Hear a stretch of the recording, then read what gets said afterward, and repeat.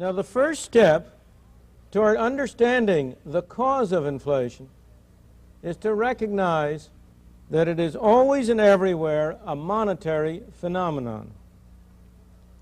It's always and everywhere a result of too much money, of a more rapid increase in the quantity of money than an output. Moreover, in the modern era, the important next step is to recognize that today governments control the quantity of money, so that as a result, inflation in the United States is made in Washington and nowhere else. Of course, no government any more than any one of us likes to take responsibility for bad things. We're all of us human. If something bad happens, it wasn't our fault. And the government is the same way. So it doesn't accept responsibility for inflation. If you listen to people in Washington talk, they will tell you that inflation is produced by greedy businessmen, or it's produced by grasping unions, or it's produced by spendthrift consumers, or maybe it's those terrible Arab sheiks who are producing it. Now, of course, businessmen are greedy. Who of us isn't? Trade unions are grasping. Who of us isn't? And there's no doubt that the consumer is a spendthrift. But none of them produce inflation, for the very simple reason that neither the businessman, nor the trade union, nor the housewife has a printing press in their basement on which they can turn out those green pieces of paper we call money. Only Washington has that printing press, and therefore only Washington can produce inflation. If you listen to the people from the communist world, they'll tell you inflation is a capitalist phenomenon. That's not true. If you look at Europe today, one of the most rapid rates of inflation in Europe has been in Yugoslavia, which is a communist country. One of the slowest rates of inflation has been in Switzerland, which is a capitalist country. So inflation is not a capitalist phenomenon. But neither is it a communist phenomenon. If Switzerland has low inflation, the United Kingdom in recent years has had inflation rates running up to 20–25% a year.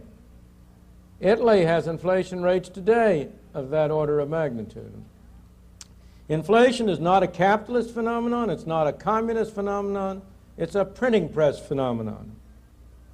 Now, in saying that inflation is a printing press phenomenon, in saying that inflation is always caused by a more rapid increase in the quantity of money than an output, you're only at the beginning of the problem, because you must distinguish the immediate cause from the more ultimate cause.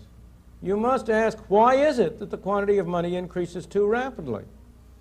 But before I go on to that question, I just want to settle for once and for all the point that inflation is a monetary phenomenon. That proposition has been documented over and over again. We have evidence for the United States for over 100 years, for Great Britain for 200 years, for Sweden for 200 years. There has never in history been an inflation that was not accompanied by an extremely rapid increase in the quantity of money. There has never in history been an extremely rapid increase in the quantity of money without an inflation. But in order to persuade you of this quickly and with a minimum waste of time, I have brought a few pictures along to show you that will graphically illustrate the proposition about the relation between money and inflation. And I'd like to, if we can start with the first of those slides now. Maybe you can make out that there are two lines on that chart. That chart is for the United States, and it covers the 13 years from 1964 through 1976. And one of those charts, the solid line, is the quantity of money per unit of output. And the other line, which is a dashed line, is the consumer price index. Those two lines cross at 1970 because that's the way they're constructed. Both of those series were expressed on 1970 as a base of 100 in order to try to get the two series in the same scale. But there is nothing whatsoever in the arithmetic of it to make those two curves the same elsewhere. And I may say that the quantity of money that's plotted there is a quantity of money for a year ending 6 months before the price index. So that you are not, there's nothing funny about that. And you can see that the two lines are almost indistinguishable. Now, I've got a segment of 13 years up there, but if I had a segment of 100 years, the relationship would be the same way throughout the whole of that period.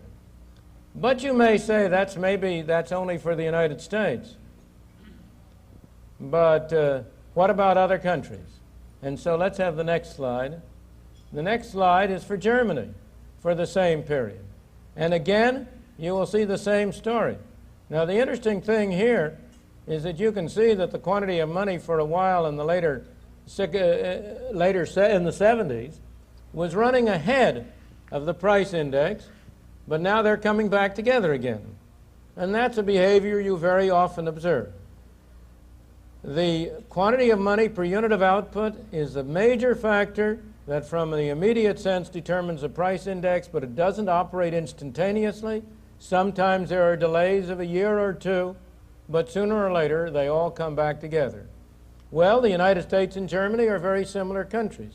What about another country? Let's have the third chart.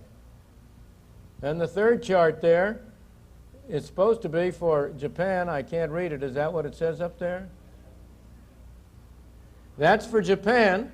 And you will notice that the Japan experienced a much greater price rise than either the United States or Germany did.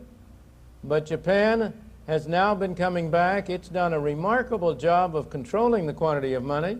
And as a result, the rate of price inflation in Japan has come down from close to 30% a year to where today, in the period after this chart, it's back down to about 7%. But again, you have the same synchronism between the two charts.